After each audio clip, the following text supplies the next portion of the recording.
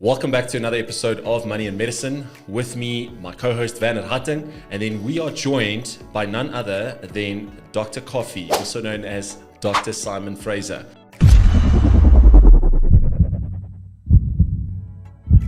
Dr. Coffee, thank you so much for joining us. We're very excited to jump into today's episode. Thanks for having me, guys. I'm looking forward to the chat. It's a long overdue podcast. We've been planning this for quite some time, so it's nice to actually have you in studio. Yeah, so I must say it's been wonderful to kind of grow in the podcasting space, and this is definitely the best setting that we've recorded an episode in. Usually it's in a consulting room somewhere, or even in a doctor's break room with a microphone kind of just smuggled in between the doctor that I'm interviewing and myself. So this is very professional. I'm going to do my best to do it justice. No. And thank you so much for your time. We appreciate it. We know you run a very busy schedule. I think I want to kick us off by basically just asking the question, why Dr. Coffee? How did you get to the name? How did that start? I know we've been working together for quite some time, but I would love to maybe get some detail into Dr. Coffee. Yeah, that's a great question, and I love answering it, first of all. So without going into too much detail, medicine was always my dream, but it didn't always pan out that I could go into medicine, right? So I applied it at high school. I did first aid and all the community service hours and whatever, but didn't get into medicine. And one of my first jobs actually was in the service industry. So from the time that I was a teenager, I was waitering at events, eventually did some bartending, and eventually was also a mixologist for a mobile bar service. What I really particularly enjoyed doing was the coffee stations. We did big events where we'd like have espresso machines running for 1,000 people at a wedding kind of thing, you know. And that was an opportunity in its own right because it gave me skills as a student while I was still doing my BSc, right? I still had the dream to get into medicine, but I was building skills in other areas. I was building people skills, I was building service skills. And when medicine looked like a bridge too far, an opportunity came up to enter full-time ministry at my church, ironically, like working in the coffee shop. Now, you must picture my poor mom, right?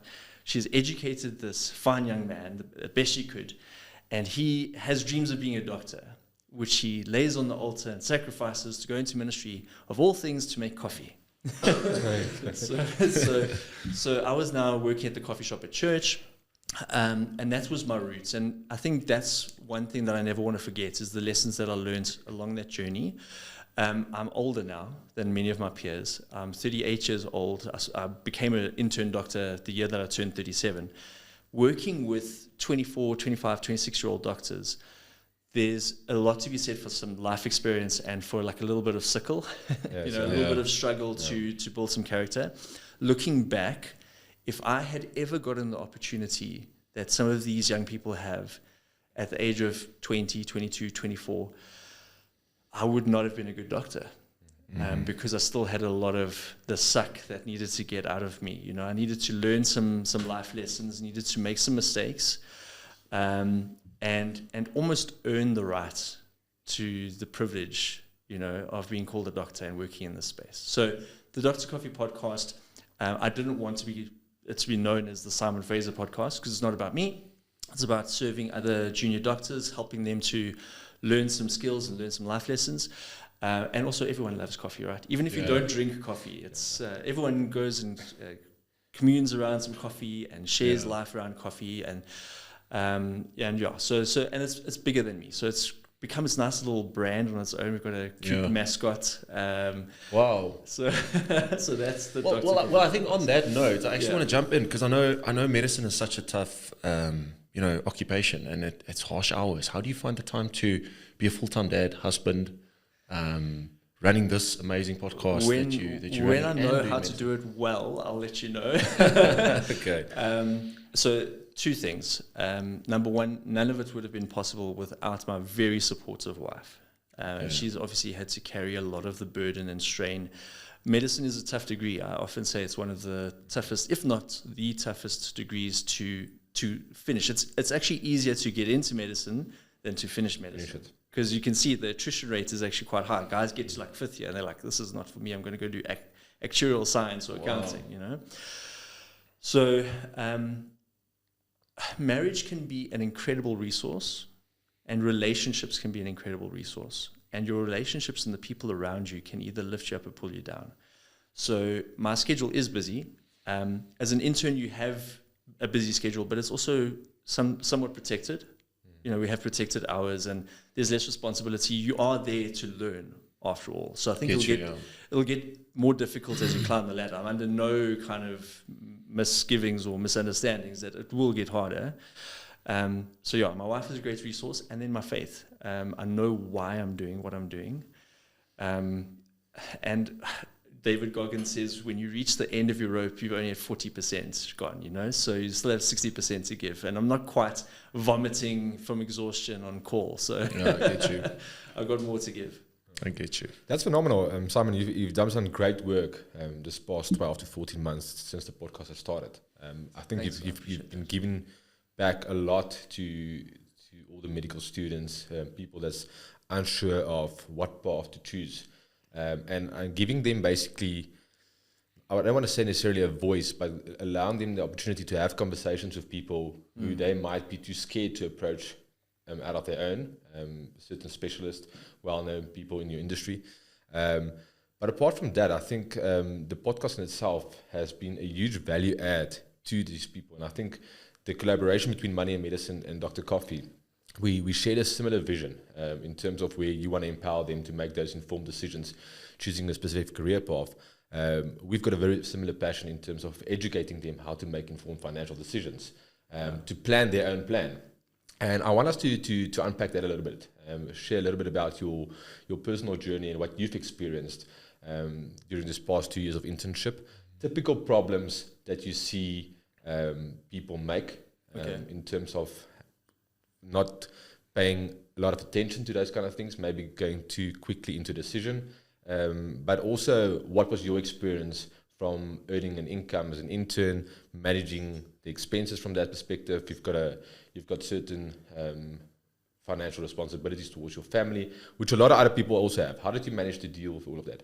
Yeah, I think, first of all, thank you for that kind of lead into the question. The podcast has been growing, and I must say that one of the reasons I started the podcast is for my own benefit as well.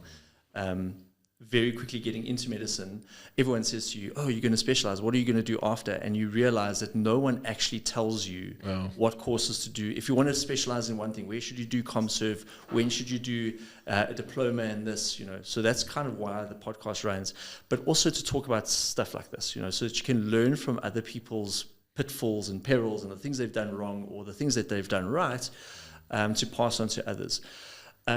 As you alluded to, my responsibilities now are obviously very different to most 24-year-olds. But I have learned some things the hard way. So, for example, one of the mistakes I made was when we first got pregnant with our first baby, we were already homeowners. So we bought property early. I think it's a great thing for anyone to do, whether it's going to be an investment property or somewhere to live. Like buying property is a fairly safe investment. And we were expecting our first baby, and we were 7 months pregnant, and we got this like weird nesting instinct. We're like, we need to have a baby room. You know, we desperately need to have a bigger space. There was nothing wrong with the place that we were living in. But we went and bought a property off plan that we had never even seen because it wasn't finished yet.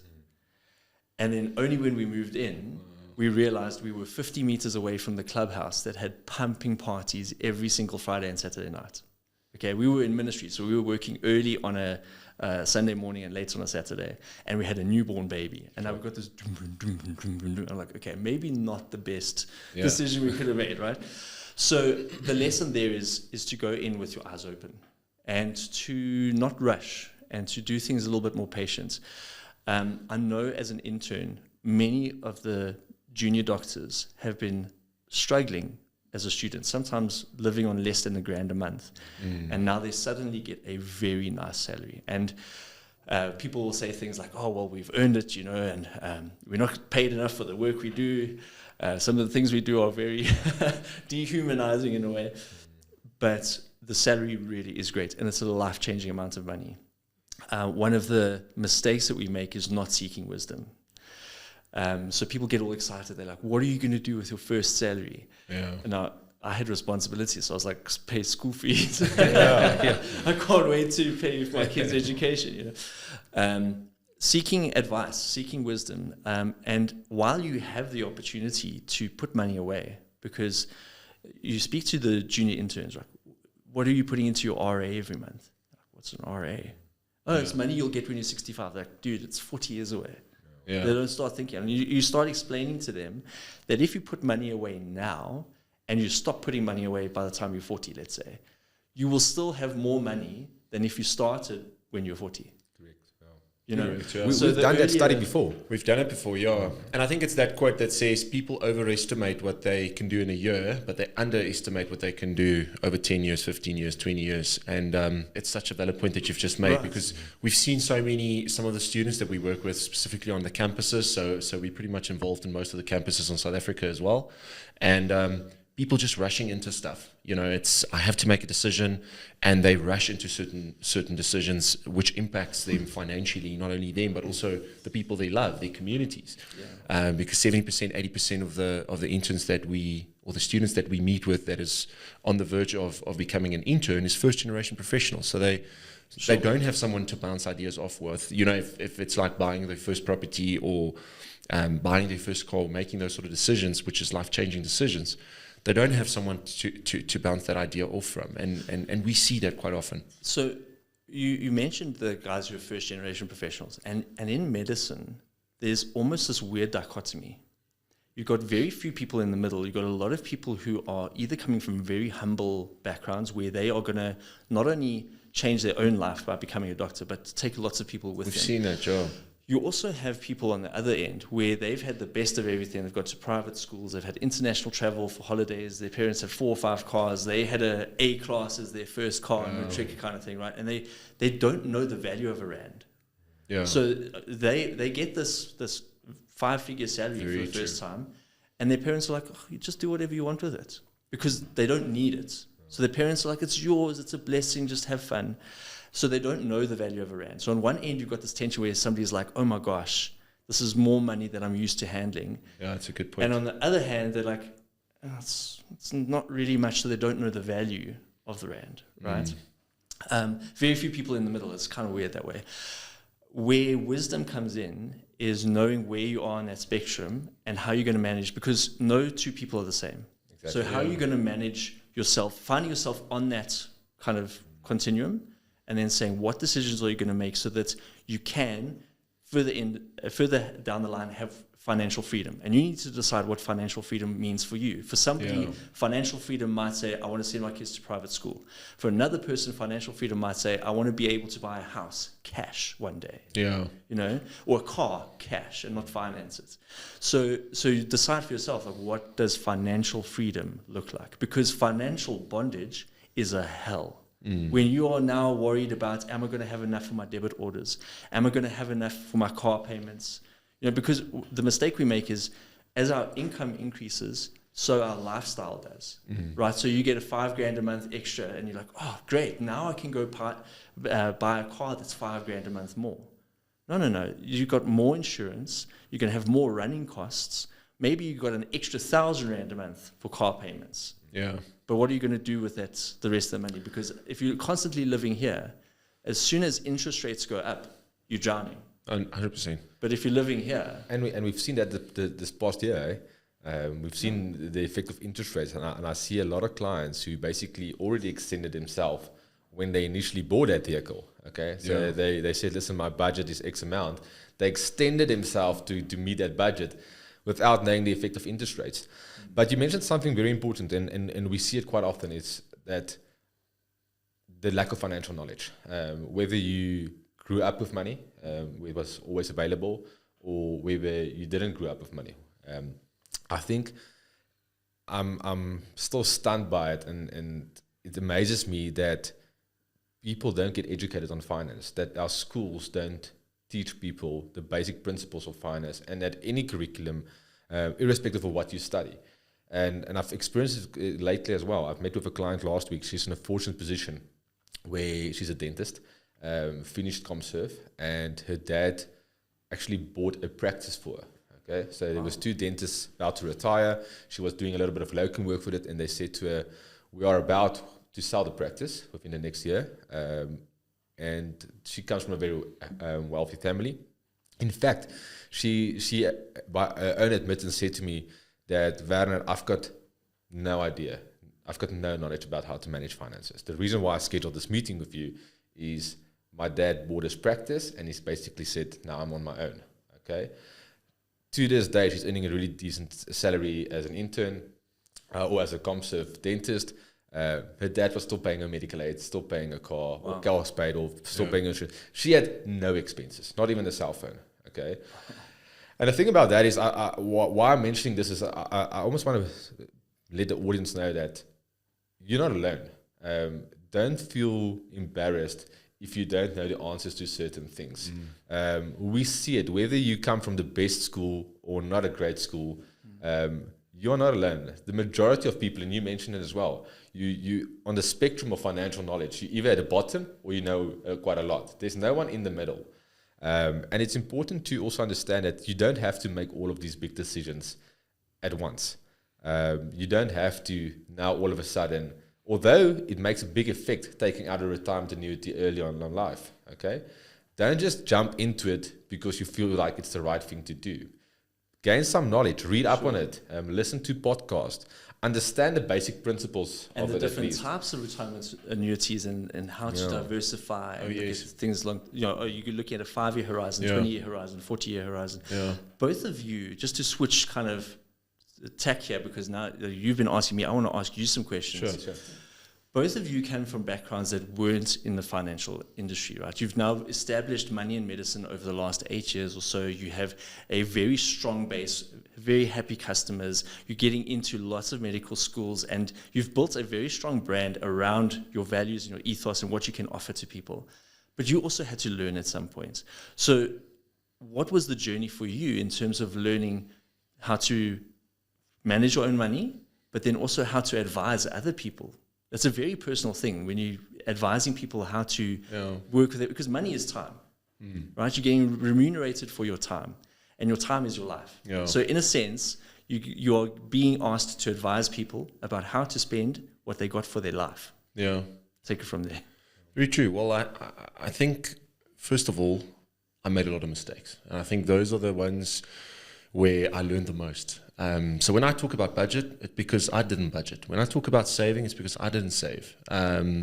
So a lot of this stuff is stuff that I can honestly testify from like first-hand experience. Nowhere in engineering, so I studied mechanical engineering, nowhere are you also exposed to finances. I think, if you do a little bit of project management or project engineering, you do work very closely to finances, and you do look at the numbers, and you are a little bit more aware to, forecasting, and you need to adhere to a certain budget and a costing model, etc., etc. So did it make you approach finances like a project, like the Stefan Wertmer project? This is my project. I'm going to forecast costs. I'm going to forecast where I am at certain parts in the project. Was that how you approach finances? Yes and no. And I think I'm probably just being honest and vulnerable here. But I think sometimes if it's someone else's money, you're so scared to make a mistake, and you're a little bit more risky. I don't know if it's just my personality with your own money, or a little bit more don't care attitude. So there was a stage when, and this is when I started in the financial planning industry already. Initially, I had a very big insurance focus, and then obviously did qualifications like a postgrad in financial planning, advanced postgrad in investment planning, wrote the board exams, certified financial planner, and after that journey, sort of like moved a bigger focus into the investment space. Still focusing on insurance as well, but in my journey, starting out as sort of like a junior advisor, I did make a lot of money mistakes, and I got to a point where I thought, well, I need to advise clients the way that I need to basically be practicing what I'm preaching, because I can't tell a client, listen, you have to be debt free, but I'm sitting with credit card debt, or you have to adhere to a budget, but I'm not adhering to a budget, or I'm just talking about basics here. And I'm a big believer of continuous learning. So reading a lot, I do read a lot, and listening to podcasts, listening to a lot of, if you've got somebody, apologies, like that you feel offers a lot of value, and you start listening to that person, I would then listen to each and every single thing that I could get on that person and try to first implement it. And if it works, I'll then implement it back into the client space. So it's definitely not one book that I read and one course, and then all of a sudden everything fell into place. Made a lot of mistakes, still making some mistakes, but I believe I'm also very fortunate to work with, my best friend and sort of business partner, and I think we also keep one another accountable, and we're trying to keep the brand accountable to say, well, we've got a duty as financial advisors to educate medical doctors and to change the stigma. We always say we want to change the stigma that medical doctors don't know anything about finances, and that has to start with us. It has to start with us. You're going to come in here. Yeah, so from my side as well, I think the roots of it is we've made a lot of mistakes, and it's important that you learn from those mistakes and you help other people not to make the same mistakes. As an example, I studied BCom, majoring in economics, and then I did an LLB. So very similar like law school. After you graduate, I had to do 2 years of articles. At a stage, I was in a fortunate position. I had a paid-off vehicle. And then all of a sudden, I wanted to impress. I think the biggest mistake a lot of people make with money, okay, or the root of the most mistakes people make with money is trying to impress others. I was working at a very well-known law firm in Saxonwold in Rosebank. And on my first salary, I basically went and I traded in my paid-off car, okay, onto a brand new BMW on you get these guaranteed future value payment plans. Yes. So I bought a brand new BMW in my first year of articles, okay, as a candidate attorney, trying to impress the directors, trying to impress other people. But in actual fact, I was driving a car worth 600,000 rand, earning a salary of 8,000 rand a month. Okay, sure. And I think the biggest lesson my dad learned to me at that stage, and I'm quite grateful for that, because he advised me against it, but he didn't stop me. Okay, because I think it's also to learn from those mistakes. But he said to me, I must just remember one thing: friends and other people only tell you once or twice you are driving a nice car. Okay, and then you are setting off the installment thereafter. So the sad truth there was, after the 36-month period, the guaranteed future value basically expired, and I had to buy the vehicle back from BMW, but I still wanted to have it. And I ended up paying double what I used to pay the first 36 months, okay, for now basically a second-hand vehicle. Wow. And the only reason why is because I tried to be flashy, tried to impress people. Wow. And I think it's something that we see quite often with a lot of interns specifically. You mentioned it earlier and said that they feel like they are underpaid and they've worked their butt off to basically earn this salary, so they are worthy of the salary. And I by no means mean that they shouldn't spend that money. Yeah. Okay. I think if you want to reward yourself and buy certain stuff that you've always aspired to have or were dreaming about, go buy those Nike Air Force Ones. Okay, go buy yourself a fully kitted tracksuit, as an example, that costs 3,000 rand or whatever the case may be. Okay, get it out of your system. But I think just being aware of the fact that don't do it for the sake of impressing other people. Yeah. Because other people, they're not going to like you more just because you're driving a flashy car at the end of the day. And that's something that I've learned. And I think it also comes with time. The older you get, the more you start realizing it. And I think the important thing is to have people that will keep you accountable. That have a solid network of people that you realize what is important in life. I'll use a simple example. One of my vehicles are now paid off. Both of them are older than 5 years. So you're past that time of being flashy. You actually focus on the stuff that's important to you. Yeah, I think context is so important. I mean, you're obviously speaking from a particular context. I'm speaking from a context, and it's colored by our experience. And, for me, I'm earning more money now than I've ever earned in my entire life. And that's for somebody who's been working since the age of 16. Okay, obviously the first jobs I had, I was like an in-store promoter. I was a waiter. You didn't earn a lot of money, but it was a nice. It was something. Yeah. It was something. You know, I paid for my first degree, my BSc. I paid my chunk towards, because my mom paid half and I paid half. I paid my chunk towards that, and had a little bit of spending money by bartending 3 nights a week. Wow. And so I knew the value of that degree because I worked for it, right? And all of the time that I've worked, I've never made as much money as I have now as an intern doctor. So that's why I'm like, wow, what an incredible opportunity. Because when I was working in a ministry in a church, if there was something that needed to happen, bear in mind this was before cloud computing and things like that, if there was something that needed to happen and a deliverable due the next day, if I needed to go to the office at 12 o'clock and get something off my computer, you know, at midnight, I did it, right? Yeah. And so when somebody goes like, oh, you know, we're not earning a lot as doctors, I'm like, guys, you're earning in the top 1% of the country. Yeah. You're earning a phenomenal salary. So it sounds so insensitive when I say to somebody like, oh, stop complaining. You know, and I'm not saying that. What I am saying, though, is that, like you're saying, don't rush out and try and impress somebody with the money that you got now, because it's just the beginning of your journey. There's a saying, act your wage. You know, so buying a 600,000 rand car when you're only earning 8,000 is not acting your wage. You know, you don't want somebody to be so impressed, and then as they turn their back, you're struggling. Like, how am I going to put petrol in this vehicle? Yeah, you know, I've got this expensive car, I can't fuel it. And we'll share the link afterwards. But basically, we did a lot of study on this. It's basically cash flow. It comes down to cash flow, and we did an episode on what we call the money game. Which is basically the 4 quadrants of cash flow. Everything starts with income, goes through expenses, liabilities, and then assets in the last quadrant. And I think the big mistake we make is everybody is, as the income goes up, it's just society and the fast-paced world that we live in sort of forces you to start increasing your expenses and your liabilities. And I think a lot of people confuse a liability for an asset. You know, to your point, and I'm not having a go at you, but to your point on the property that you bought, sort of like, you know, not having that wisdom to say, well, I think I'm buying this property, it might still be a good asset. Well, at that stage, it was actually a liability. An asset is defined as something that puts money in your pocket in your absence.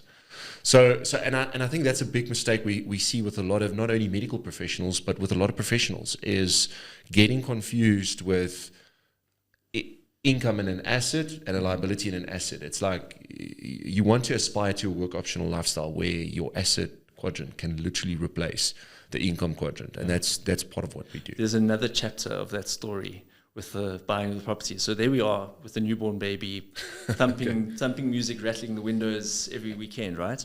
We got pregnant with our second child a year later. So now we had bought this property off plan. The developers still had units that they were selling off plan, and we now were like, we needed a bigger house. So we went. So you guys obviously learned from your mistake. No, we've learned now. So they bought 150 meters from the clubhouse, not 50 meters from the clubhouse. So we went. Also, okay, a bit of context. We were very fortunate enough to inherit a large sum of money, almost R1 million. Okay. At the same time as finding out we were pregnant with our second child. So then we were in the situation where we are in a 2-bedroom apartment, 50 meters away from the clubhouse. It's not working out, but we have the means to do something about it. And then we put all of that money into a deposit on a 3-bedroom house in a complex, freestanding property. That was, honestly, if I could take anything back, I would have not bought this 2-bedroom and would have waited to do the 3-bedroom. To do the 3-bedroom thing. When it comes to property, your first house will never be your dream house. So let's just establish that, right? Your dream house might be house number 3 or 4 down the line. Yeah. That's going to be your forever home that you're going to run out the whole bond in for 20 years, unless you move. Or there's a new term, semi-grating, when people move to another side of the country, the Republic of the Western Province. The other thing is also, I don't want to be too discouraging about like nice things, right? I think if you're wise with your money and you get to enjoy your money, there's something to be said for having nice things in your life, because when you're surrounded by nice things, it does do something for your soul. Yeah, it does do something for you as a person when you have nice clothes and you have nice shoes. And I'm not saying you need to have a wardrobe with 47 different outfits, right? You can have 5 really nice outfits. And those 5 outfits just do something for your persona, for your confidence, because especially in the way the world is now, it's all about image. You know, people are posting their best foot forward on their Instagram profile. So you're fooled if you think that you can just live like a pauper and get by as a great doctor. People will look at your social media accounts. They will look at how you carry yourself. What car do you drive? And if you're driving a beat up old Jetta from the 1980s, they're going to see that as a reflection of you as a professional. Yeah. So it is an element of wisdom and a bit of a balancing act. So, I mean, I say this because I've just bought my dream car, which is 10 years old and didn't cost that much. But I have felt different as a person. Yeah. Driving this nice vehicle that I worked hard, that this is the fruits of my labor. I'm going, wow, I really am blessed to be in this position. You know? Yeah, and I think there's also, to your point, you know, you mentioned, I think Vaddie's mentioned the Nikes. So if you want to buy those Nikes, why not save 3 months and then buy them cash? But it is like, you know, and financial institutions actually enhance this, is to say, well, buy it immediately on your credit card, and then you get a good credit score by paying that off. And yeah, it's sort of a catch-22, because in the one end you do want to get a good credit score, and you know, we've had a conversation on that as well. But on the other side, you don't want to encourage it to the extent where your credit card is just running away, because there's this Afrikaans saying, which is it's the small foxes that actually, you know, destroys the whole farm. And it's those small little bits and pieces that you buy on your credit card, which just over time snowballs. It's not the once-off 50K or 40K and then paying that off. I'm not talking about that, because that is something that, okay, you can see it immediately and you can make an informed decision. I'm talking about continuously using it unwisely, because you just think the money will come from somewhere. Yeah. And we meet with Regis consultants, they've got nothing to show but a massive credit card that is in debt. So there's 3 elements that stand out from what you said there, right? So let's first talk about, before I forget, the one that you spoke about, having nothing to show, and you've like always trading on the future value. Like we always think the future is going to be more profitable than it is, right? Nobody saw COVID-19 happening. On the 31st of December 2019, people were going out and getting exorbitant bonds and loans and opening new businesses and stuff. Into March 2020, people were taking on credits to fund new adventures. And then the pandemic happened, and people lost their livelihoods, right? I'm not saying that this will necessarily happen again in our lifetime, but the important thing there is that we always forecast ahead better than it will be, right? And you alluded to earlier that our life will increase. So what happens when kids come along? You know, so now when you're 24, 25, 26, as a junior doctor, when you don't have that responsibility, save so that when you do have a child, you're not stressed out about how to pay for nappies, because nappies are expensive. You know, you should actually get a bigger flex. If your child is wearing Huggies, than driving a fancy vehicle. We should get them to sponsor these podcasts, because we've been supporting them. You know, when you walk into babysits and you're like, I'll take 3 of those Pampers boxes, and everyone's like, whoa. So the other thing that I wanted to touch on is you spoke about the game, you know, the money game. And yes, all of the financial institutions, credit cards, things like that will offer you this credits and stuff. There's a lot of gamesmanship involved there as well. You know, so for example, I don't want to mention names, but certain credit cards will say, here's a great discount on your flight if you use our credit card. Yes. Use that, leverage that to your advantage. Because you're a young professional, people are falling over themselves to give you this credit and to provide you the service. You are a marketable asset to all of these banks and institutions, right? So leverage that to your advantage and say, okay, fine. If I sign on with you, what are the benefits? And look at your personality and your interests. If you're somebody who wants to travel overseas, then look at what the offerings are from all of these banks and credit cards in terms of, will you save money? Because sometimes you will. You'll, just by using their credit card, you'll be able to pay for a flight, or you'll be able to fund one aspect of your life. What was the other thing that I wanted to do? You said something that really jogged my mind. I was like, man, that's something I want to dig into. I'll probably remember it, but I think Van. I want to add on. I want to add, while you're thinking, I want to add on what you said about playing the game. We often use the analogy of playing a game of chess, and the money game is very similar. I think what I want to get across is, by playing a money game, okay, it takes practice to actually get it perfect. And there are certain rules and guidelines which you have to follow to be successful in the money game. It's like playing any game. Doesn't matter what a game is. Although, let's say the game might bring a lot of satisfaction and joy, you first need to understand how to play that. And the more you play the game, and the more more mistakes you make, and the better you'll get at it at the end of the day. If you think about playing a game of rugby or netball, okay, the more you're going to practice shooting the hoop, the better you'll be getting at it. Okay, at first you're going to miss the hoop, but the more you're going to practice doing it, fixing your stance, maybe fixing your grip, the better you'll get at it. It becomes muscle memory, right?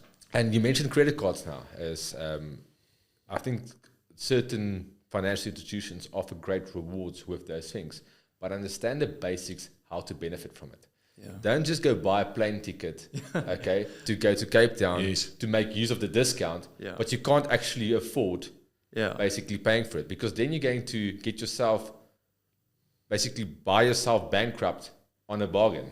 Okay, because now you're buying a bargain, but you don't have the money. Buy yourself bankrupt on the bargain. My mom always used to say it, because you'll get to a sale, you'll get to a sale and say, listen, I've got 500 Rand for a t-shirt, as an example, when we were little. Okay, now all of a sudden you get to Edgar's or wherever, now it's less 50. But now I said, okay, this is actually such a good bargain. I'm taking four shirts for 1,000. Your budget is 500, but now you're going to extend yourself to 1,000 just because it's a sale. And I think that's sales a 4-letter word in our household. So I remember now what I was going to say, because you were speaking about credit cards and things like that. One of the best pieces of advice I could give to any medical students or young person out there is build a bit of a credit score before you need it, and it's so easy to do. All you need to do is go to one of the clothing retailers. In my case, I went to True Words, because True Words has like suits and smart clothes and things, right? You're always going to get invited to a graduation ball or a matric dance or a wedding or something, and you need a tie or you need a smart shirt, right? And you buy just one item. Let's say it's a shirt for 400 Rand, okay? That's an expensive shirt, right? But you buy that one item and you pay it off over the 6 months. You have now only paid, what's that, about 80 Rand per month for that shirt, but you've paid it off. You've demonstrated that you can pay something off. And I mean, eventually they'll be like, can we extend your line of credit to 50,000? You don't need that line of credit. But the fact that you have built up that trustworthiness, that is going towards your credit score. So little things, when you're 21, you can go get a clothing account. In the beginning, they'll give you 1,000 Rand limit. And I'm not saying max out the 1,000 Rand either, right?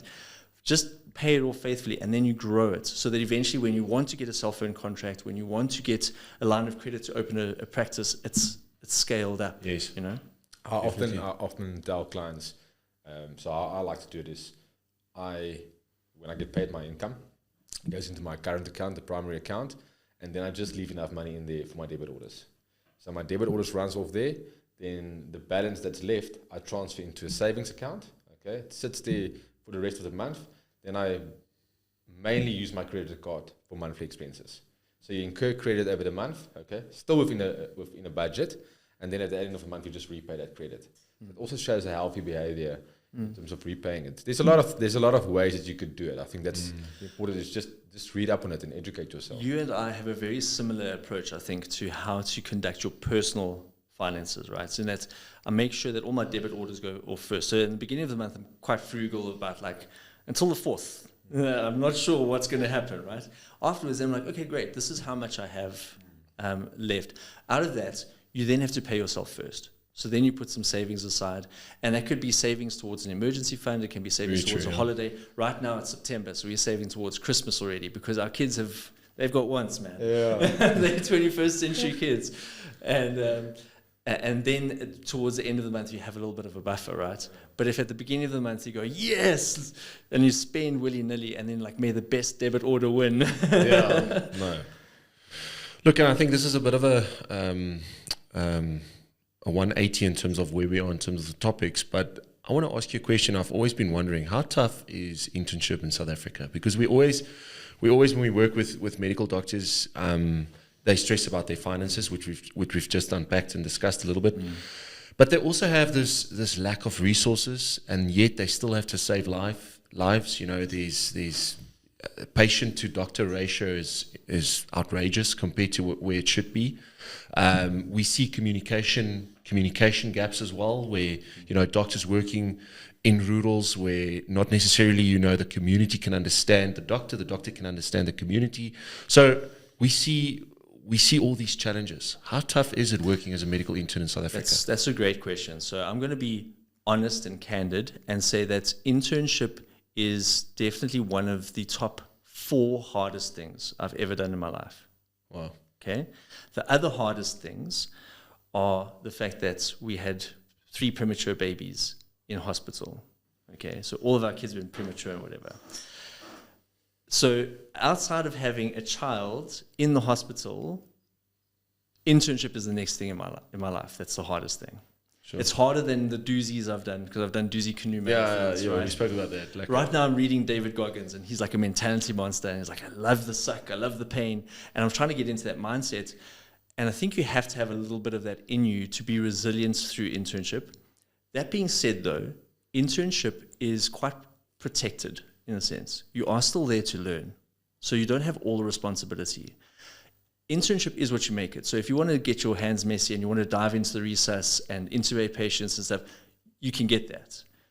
Not everybody is going to be an emergency medicine physician or a neurosurgeon. Some people will go and be a GP. Some people will go be a clinical pathologist and not actually interact with patients. For the people who want to do non-clinical work with their medical degree, I think internship is going to be very hard, because you are forced to get in the muck and the blood and the guts, and it builds something in you. It definitely does. As a student, you get exposed to stuff, but let's be honest, you never do a 30-hour call when you're a student, right? Yeah. When you're a student, you're like, oh, I'm so tired. I worked until 10 o'clock last night. And the intern is just looking at them like, really? I've worked 30 hours straight. Yeah. Internship is hard, but it's an incredible blessing to be supervised and work in, I think, one of the best countries in the world, for exposure. When you go to countries overseas, the rumors in the corridors about, oh, he was a Barrow intern, or he was in a South African medical school. It's like, we are internationally respected and we are sought after because we get to do amazing stuff. I'm a huge fan of internship. So you get your 2 years of guaranteed employment, if you get in, because there's all those, and we're not going to dive into that, but there's lots of challenges with people not getting posts and things like that. That's one thing. That gets my goat, by the way, because a lot of the problems, you're talking patient to doctor ratios and things like that. I'm like, just hire the doctors that are qualified. We need to hire the doctors. And then there's community service, right? So for 3 years, you're learning and growing and developing your professional space. The hardest stuff about internship that I have experienced has been more the South Africa challenges. So you are treating a patient, making them well, and then sending them out into a society that made them sick in the first place. So there's only so many times that you can stitch up a guy's head where you're like, what is going on in society that this guy's coming with a bottle in his face every week? Yeah. As a like general rule now, I will not go out late at night if people have been drinking and stuff. Just it's terrible because we've seen the effects. Sure. So internship is rough. Definitely the hardest thing I've done, but I have loved every single second of it because I believe in what we're doing. I believe in why I'm doing it. I'm able to provide for my family. I see the way forward, and I'm a South African, not a South Afrikaans. So I'm not like, oh, this is awful. Anyone can go into a space and complain. Any fool can break things down. It takes real effort to build something up. And if we as junior doctors have that mindset and that attitude of like, okay, guys, let's embrace the suck together. Don't pull each other down. Sometimes a junior doctor gets successful or they get some kind of like, let's say the Dr. Coffee podcast. And people are like, oh, the Dr. Coffee podcast. Like, I'm literally just an intern doctor, guys. I'm part of the team.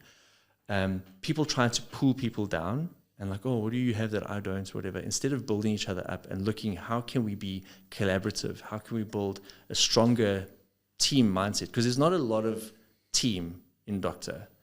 Where I am, many times you're the only intern on call for an entire department. So you get quite lonely. 2 o'clock in the morning when the ward is phoning you, doctor, we need a drip. And you're like, oh, and you don't have anyone to talk to about it. So I'm trying to, maybe through the podcast, change it a bit so that people see that they're not alone, see that we can hold each other up, you know. Simon, we are getting to the end of the podcast. I want to ask you,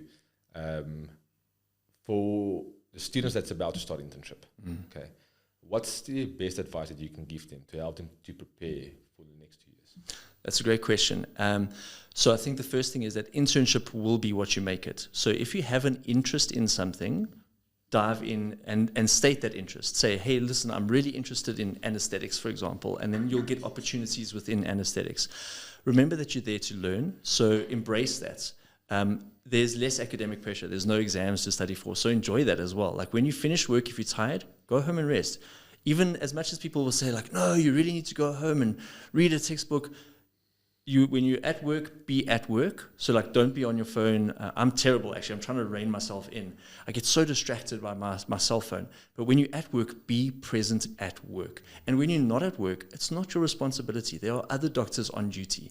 You must go home and rest. So that's my first piece of advice. The second thing that the podcast has taught me, and I'm so grateful for this lesson, is start to plan your trajectory while you're doing internship. Start thinking, next year, the year after, what do I want to achieve? Where do I want to be? So now I'm in second year of internship. So I'm already starting now with my courses and things like that, because those accreditations lapse after 4 years. So there's no point doing ACLS and ATLS in your first 3 months of internship, because then you're only going to have 2 years at the end of internship to make use of it. But now that I'm coming towards the end of internship, I'm starting to get those accreditations. So that number one, I have the knowledge and the skills.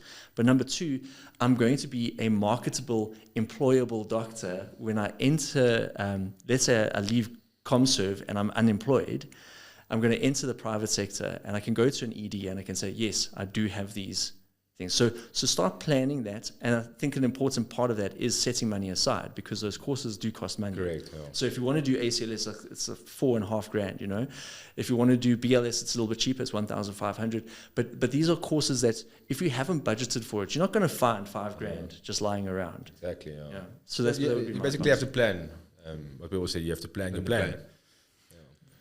Well, Dr. Coffee, thank you so much for your time as always. I say time is our most important asset, and thank you for sharing that with us on our podcast. If this is the very first time that you are watching Money and Medicine, please go to the bottom of this page, hit the subscribe button, and also feel more than welcome to share this content with some of your fellow colleagues, some of your fellow students, and also check out some of our other episodes where we had discussions with thought leaders in the market. You're also welcome to check out our social media pages. And until next time, plan the plan.